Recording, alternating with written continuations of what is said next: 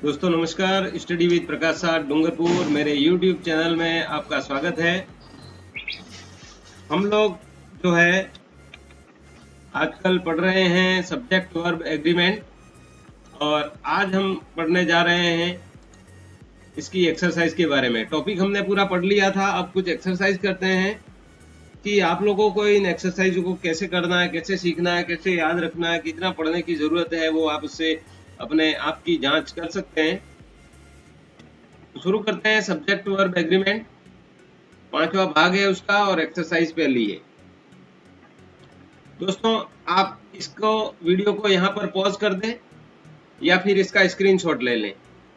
करना क्या है आपको, ये जो यहाँ पर 12 प्रश्न दिख रहे हैं, उन 12 स्थानों पूरे प्रश्न को अपनी कॉपी में नहीं लिखना है।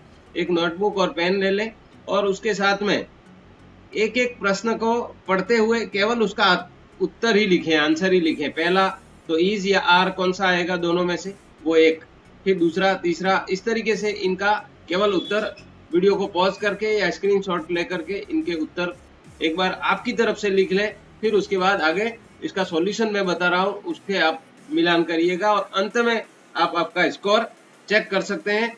कुछ स्लाइडों के बाद में 8 प्रश्न और हैं। इस प्रकार से 20 प्रश्नों की ये एक्सरसाइज है। 20 क्वेश्चन इसमें दे रखे हैं और 20 क्वेश्चन में से आप कितने अंक जो है प्राप्त करते हैं, आपको कितना समझ में आया है या कितना और पढ़ने की जरूरत है, उससे आप अपने आप की जांच कर सकते हैं। तो स्क्रीनशॉट ले लिया होगा आपने, या फिर आप पॉज करके इसको इन प्रश्नों के उत्तर दे दें, फिर ही तभी उसके बाद आगे इस वीडियो को देखें और समझें।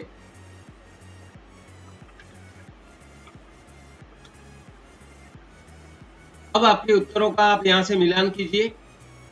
कौन से प्रश्न का क्या उत्तर आपने दिया है।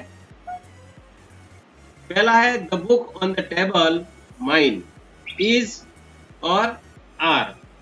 अब यहां पर जो है the book on the table, अब इसके अंदर 2 सब्जेक्ट हैं। पहला है ये बुक, दूसरा है टेबल।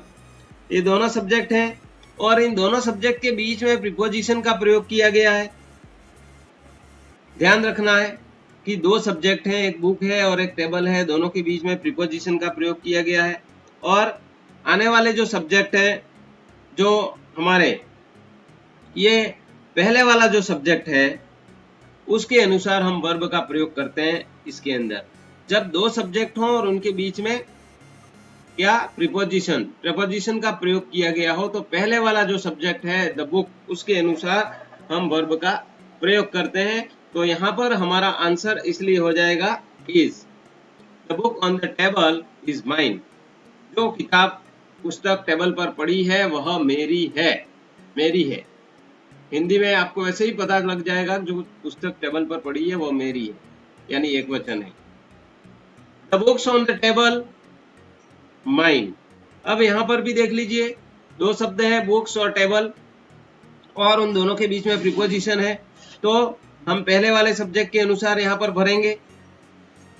तो द बुक्स है वो प्लूरल है, बहुवचन है, इसलिए यहाँ पर आंसर हो जाएगा आर। इसको समझ भी लेते हैं। The books on the table are mine. Table पर पड़ी हुई यानी जो किताबें हैं, पुस्तकें हैं, वह मेरी हैं। अब यहाँ पर पुस्तकें हैं, ये ध्यान रखना है, वो पुस्तकें मेरी हैं। नेक्स्ट है the eyes of an elephant very small. अब यहाँ पर भी सेम कंडीशन है कि प्रीपोजिशन का प्रयोग किया गया है एलिफेंट और आईज दोनों के बीच में, और उस कंडीशन में हम पहले वाले सब्जेक्ट के अनुसार जो है यहाँ पर आंसर भरते हैं। तो यहाँ पर आईज है वो प्लूरल हो गया, तो यहाँ पर होगा answer are. The eyes of an elephant are very small. इसी का नियम देख लेते हैं एक बार। नियम क्या है, यदि 2 सब्जेक्ट के बीच में प्रीपोजिशन प्रयुक्त हो तो प्रीपोजिशन के पहले आने वाले सब्जेक्ट के अनुसार वर्ब का प्रयोग करते हैं। ठीक है, नियम के साथ इन वाक्यों को समझ करके अच्छी तरह से आप आगे बढ़े। नेक्स्ट है चौथा प्रश्न, Sneha along with all students going on a picnic। अब यहाँ पर along with दे रखा है, जब वाक्य में along with दे रखा हो, यानी सब्जेक्ट हमारा along with से जुड़ा हुआ हो। दो सब्जेक्ट हैं यहाँ पर, एक स्नेहा है और दूसरा ऑल स्टूडेंट्स है, स्टूडेंट्स है, दो सब्जेक्ट हैं और वाक्य में along with का प्रयोग किया गया हो, तो क्या करना है, आपका जो पहले वाला जो सब्जेक्ट है, पहले वाला सब्जेक्ट यानी स्नेहा, उस सब्जेक्ट के अनुसार उसका पर्सन क्या है, थर्ड पर्सन है, और उसका वचन क्या है, एक वचन है, सिंगुलर है। तो सिंगुलर है तो ध्यान रखना है जब वाक्य में along with हो, दो सब्जेक्ट हो, तो पहले वाले सब्जेक्ट के अनुसार हमको यहाँ पर आंसर भरना होता है। तो यहाँ पर स्नेहा सिंगुलर, थर्ड पर्सन है, एक वचन है, इसलिए यहाँ पर हमारा आंसर हो जाएगा is. Sneha along with all students is going on a picnic, ये ध्यान रखना है आपको। नेक्स्ट है he as well as I reading in the class is am are का यहाँ पर उपयोग करना है। तो he as well as same उसी कंडीशन में जहां पर वाक्य में along with होता है, वही नियम as well as के साथ लागू होता है। तो यहाँ पर जो है along with जब as well as हो या along with हो और उसके दोनों और सब्जेक्ट हो, तो जो दोनों सब्जेक्ट हैं उन सब्जेक्ट में जो पहले वाला सब्जेक्ट है जब along with हो और as well as हो, तब पहले वाला सब्जेक्ट हो, उस सब्जेक्ट के नंबर और पर्सन यानी वचन और व्यक्ति के अनुसार हमको यहाँ पर वर्ब की फॉर्म जो है वो भरनी पड़ती है। तो यहाँ पर ही है वो सिंगुलर है, एक वचन है, इसलिए यहाँ पर इसका आंसर होगा is. He as well as I is reading in the class. कोई कंफ्यूजन नहीं रखना है, आराम से सीखना है और इसको सही भरना है, नहीं तो यहाँ पर आई देखा, फटाक से एम लिख दिया और गलत करके आ गए। तो ऐसा ही होता है, इसलिए कोई जल्दबाजी नहीं करनी है, प्रश्न को अच्छी तरह से समझना है। इसका नियम क्या है वास्तव में पूरा देख लेते हैं। जब दो subject as well as, along with या with आदि से जुड़े हों, दो सब्जेक्ट हो, कोई भी दो सब्जेक्ट हो और उनके बीच में क्या हो, एज वेल एज हो, along with हो या with हो, इससे जुड़े हों, तो वर्ब इनके पहले आने वाला जो सब्जेक्ट है उसके पर्सन और नंबर, व्यक्ति और वचन के अनुसार हमको यहाँ पर उसका उत्तर देना होता है। नेक्स्ट है not only he but also I, this pen want या वॉन्ट्स। अब यहां पर देखना है, दो सब्जेक्ट हैं यहां पर भी और not only but also say जुड़े हैं। पहला सब्जेक्ट है ही, दूसरा सब्जेक्ट है आई। अब यहां पर दो सब्जेक्ट हैं और ध्यान रखना है जब नॉट ओनली बट ऑल्सो वाला सेंटेंस जब हम पढ़ रहे हों तो इस सेंटेंस में उल्टा है। इसमें जो बट ऑल्सो के बाद वाला जो सब्जेक्ट होता है उसके अनुसार वर्ब का प्रयोग करते हैं और वो उसका उत्तर होता है। तो नॉट ओनली बट ऑल्सो में आपको ये ध्यान रखना है।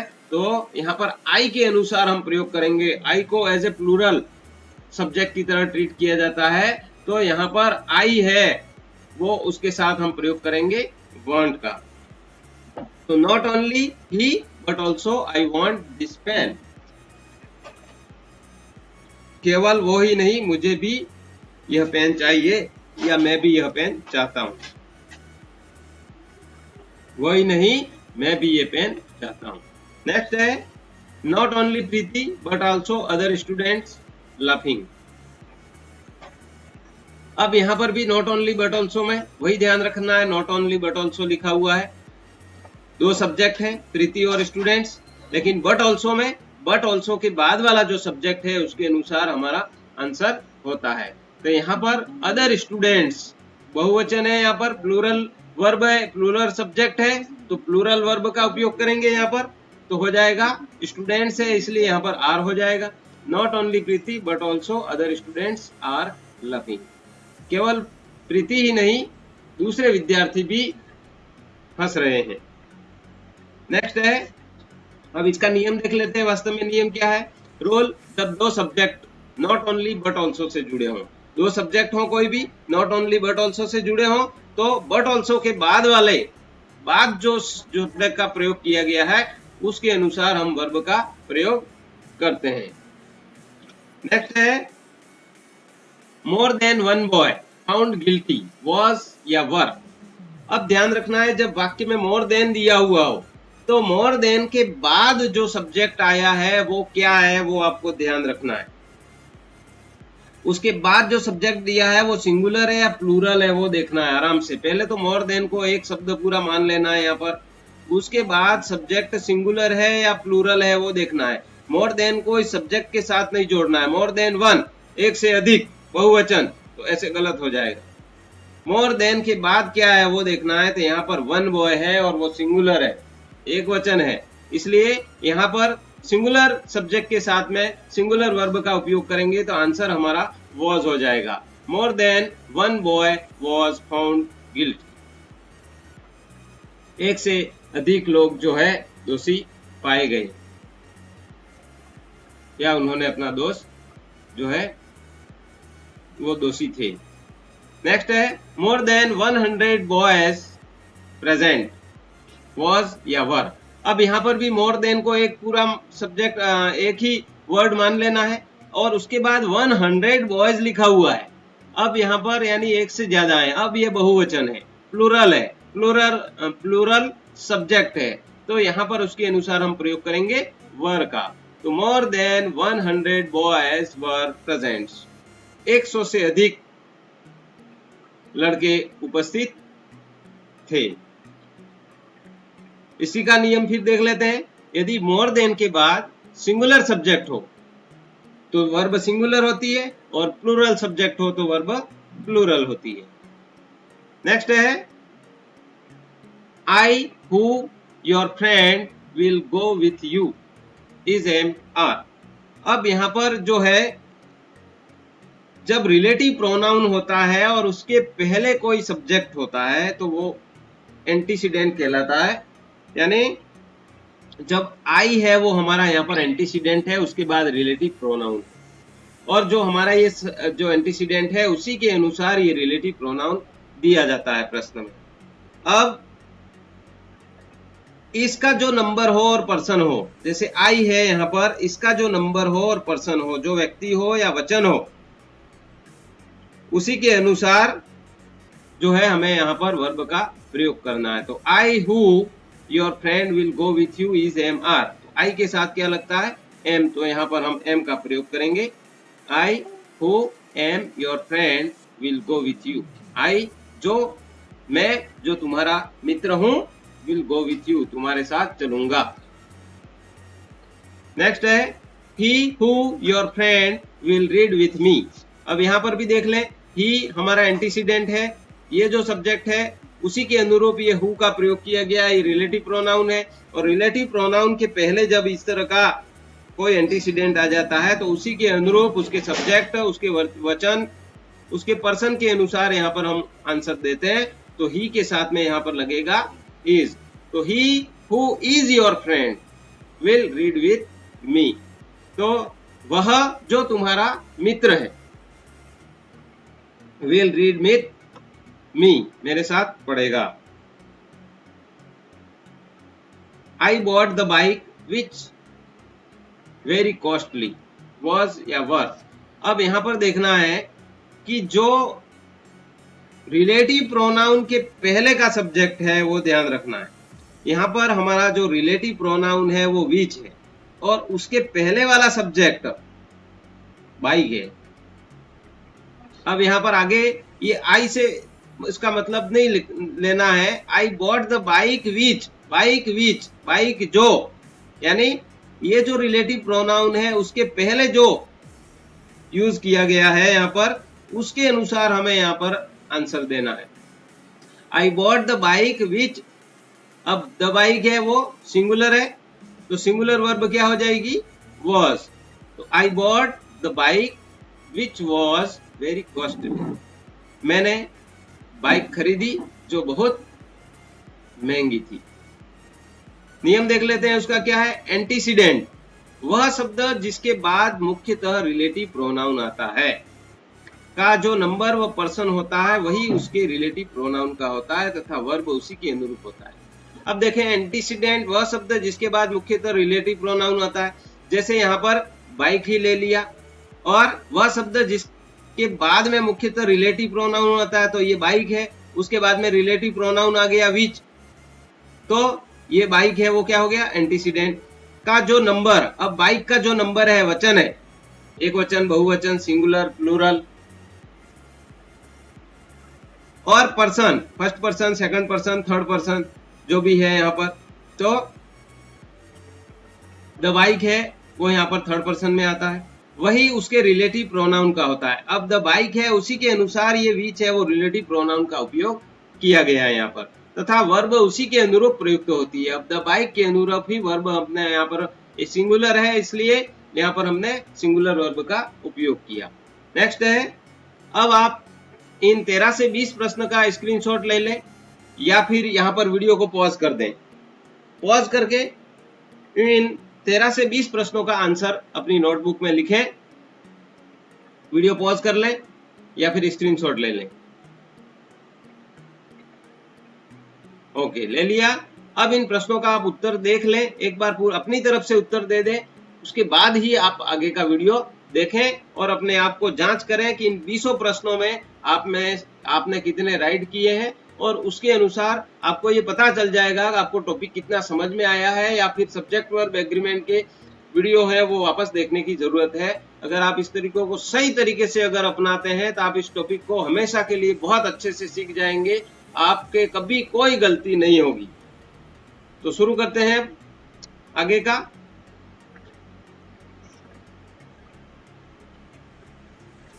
तो आप लोग अब 13वें प्रश्न का आंसर चेक कीजिए, आपने उत्तर दे दिए होंगे सारे, उनको मिलान कीजिए बराबर कि आपने क्या उत्तर दिया है। I wish I a bird. अब आई विश मेरी इच्छा है, आई अ बर्ड। अब यहाँ पर ध्यान रखना है कि आई विश जैसे शब्द आते हैं तो वहां पर यानी कोई कल्पना होती है या इच्छा होती है, आपकी इच्छा है, आप कल्पना कर रहे हैं, आपकी इच्छा है या कोई शर्त है, तो वहां पर जो है जब ऐसी बात हो तब एक वचन कर्ता के साथ भी वर का प्रयोग होता है, ये आपको याद आ जाना चाहिए नियम के अनुसार। तो यहाँ पर हम प्रयोग करेंगे वर का, I wish I were A bird. मैं ये कामना करता हूं या कल्पना करता हूं या मेरी इच्छा है कि यदि मैं पक्षी होता, मैं पक्षी होता। आप है नहीं और होने की कल्पना कर रहे हैं, इसलिए यहाँ पर सब्जेक्ट सिंगुलर हो तो भी उसके साथ वर का प्रयोग होता है। नेक्स्ट है, she behaves as though she mad. She behaves वह ऐसा व्यवहार करती है, एज दाउ यानी जैसे, शी मेड, मेड यानी पागल, जैसे वो पागल हो, यानी पागल है नहीं, पागल है ऐसा व्यवहार करती है। तो यहाँ पर भी आपको ध्यान रखना है, यहाँ पर होने या बनने की कल्पना की गई है, पागल बनने की कल्पना की गई है। She behaves as though she were mad। वो इस तरीके से व्यवहार कर रही है जैसे कि वो पागल हो। तो सिंगुलर सब्जेक्ट हो तो भी इसके साथ वर का प्रयोग होता है। नियम देख लेते हैं। कुछ वाक्यों में जैसे कोई कल्पनाएं होती हैं, इच्छा या किसी शर्त का बोध होता है, तो इस प्रकार के वाक्यों में एक वचन कर्ता सिंगुलर सब्जेक्ट के साथ भी वर का प्रयोग होगा। प्लूरल के साथ तो वर का होगा ही, लेकिन सिंगुलर के साथ में भी वर का प्रयोग होगा। नेक्स्ट है, the number of boys 40 is are. अब द नंबर ऑफ बॉयज का क्या रूल है, द नंबर ऑफ बॉयज के बाद जो है हमारे यहाँ पर क्या दे रखा है, बॉयज। बॉयज बहुवचन है, प्लूरल नाउन है, बहुवचन संज्ञा है, लेकिन the number of boys, the number of आ जाता है, ध्यान रखना है। वाक्य में अगर द नंबर ऑफ आ जाता है तो उसके बाद हमारा जो नाउन है वो सिंगुलर हो या प्लूरल हो, उसके बाद जो वर्ब आएगी वो हमेशा सिंगुलर आएगी, ये इसका नियम है, आपको ध्यान रखना है। इसलिए यहाँ पर आंसर हो जाएगा is, the number of boys is 40। लड़कों की संख्या 40 है। नेक्स्ट नियम देख लेते हैं इसका, द नंबर ऑफ के बाद प्लूरल नाउन होने के बावजूद वर्ब सिंगुलर ही प्रयुक्त होता है, ये आपको ध्यान रखना है। नेक्स्ट है, whom you want to meet, do या does। अब यहाँ पर आपको देखना है कि सिंगुलर सब्जेक्ट सिंगुलर वर्ब और प्लूरल सब्जेक्ट प्लूरल वर्ब। अब हूं के बाद यहाँ पर यू का प्रयोग किया गया है। अब यू के साथ में डू आएगा या डज आएगा। जिसमें एस होता है वो एक वचन वाली सहायक क्रिया होती है, ध्यान रखना है, और जो डू होता है वो बहुवचन वाली सहायक क्रिया होती है। अब यू है उसको हम बहुवचन की तरह ट्रीट करते हैं, बहुवचन में मानते हैं। यू में अकेला व्यक्ति होता है और एक से ज्यादा भी होते हैं, इसलिए यहाँ पर इसको बहुवचन की तरह ही उपयोग करते हैं। तो यू के साथ हम डू का प्रयोग करेंगे। Whom do you want to meet. Singular subject singular verb और प्लूरल सब्जेक्ट प्लूरल वर्ब। एक वचन करता हो तो एक वचन क्रिया, बहुवचन करता हो तो बहुवचन क्रिया। नेक्स्ट है राम विथ हिज फ्रेंड्स कम। अब यहाँ पर दो सब्जेक्ट हैं, एक तो राम है और हिज फ्रेंड्स है, और उसके बीच में क्या लगा हुआ है, प्रीपोजिशन लगा हुआ है। विथ है वो प्रीपोजिशन है।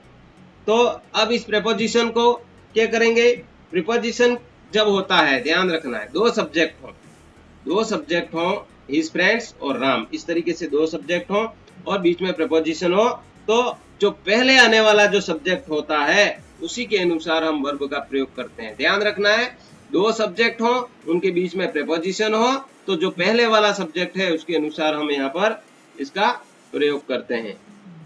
तो यहाँ पर आंसर हो जाएगा राम के साथ हैज का प्रयोग होगा। एक वचन है राम और एक वचन वाली सहायक क्रिया में हैज होता है, तो यहाँ पर हैज हो गया। Ram with his friends has come. Ram उसके दोस्तों के साथ आ चुका है। राम उसके दोस्तों के साथ आ चुका है नहीं, राम उसके दोस्तों के साथ आ चुका या चुके हैं, ऐसा नहीं कह रहे।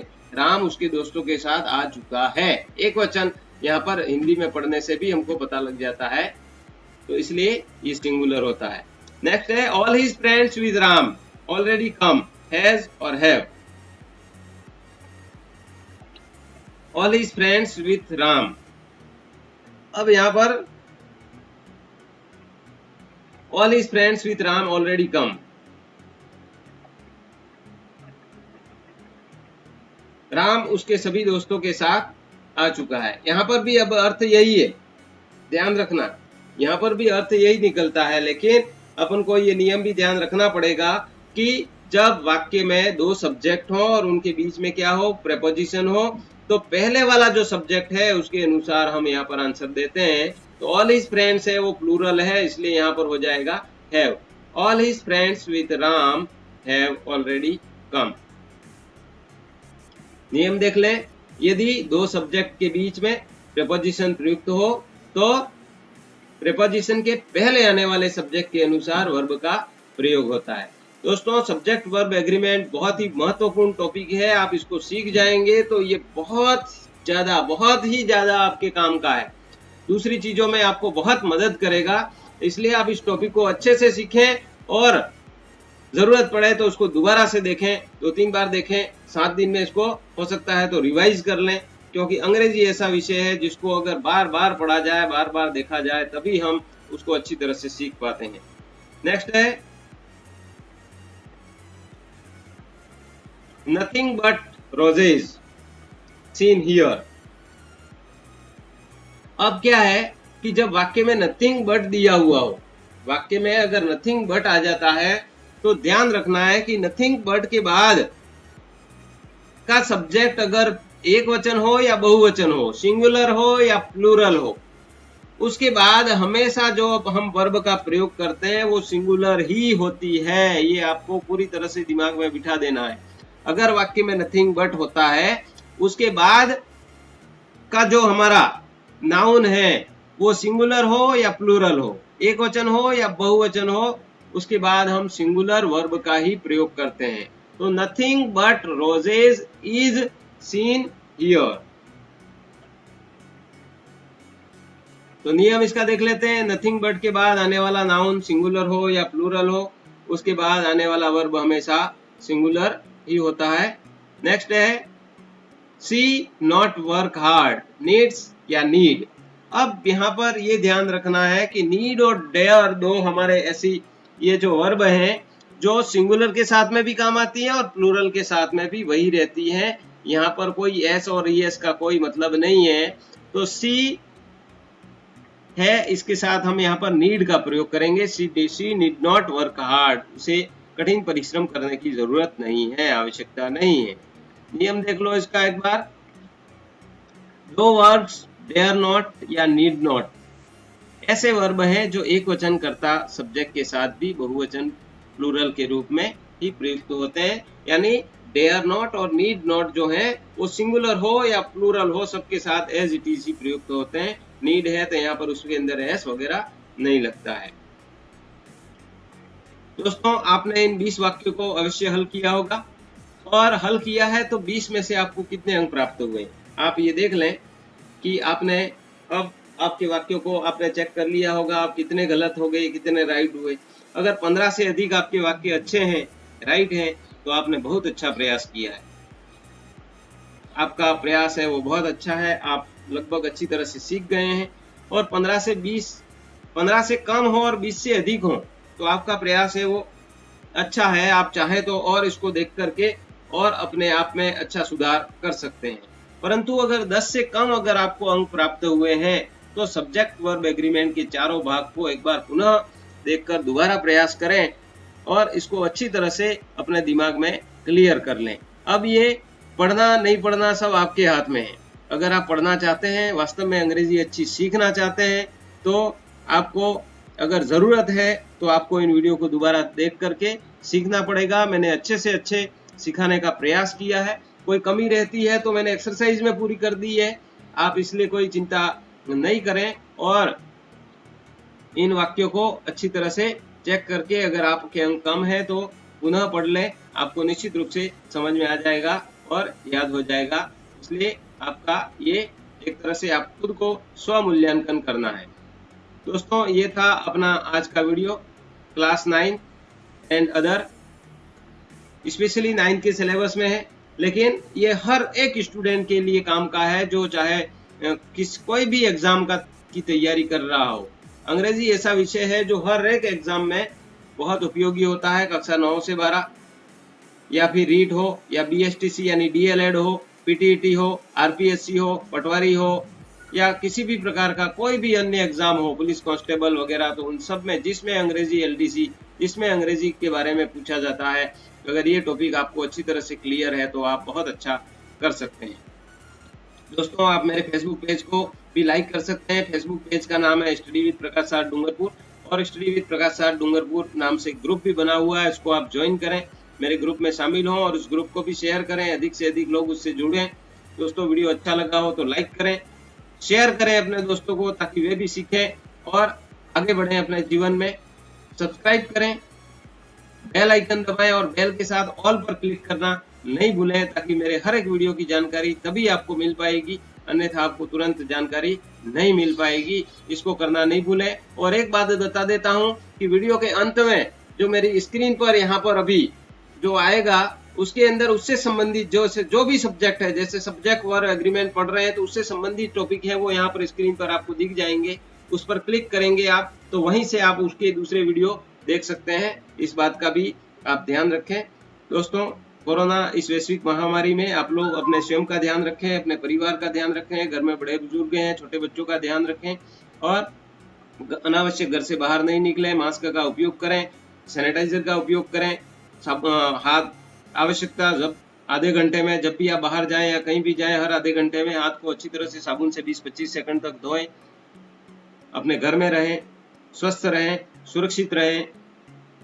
इन्हीं शुभकामनाओं के साथ मिलते हैं अगली एक्सरसाइज में। तब तक के लिए धन्यवाद। जय हिंद, जय भारत, जय महाराज।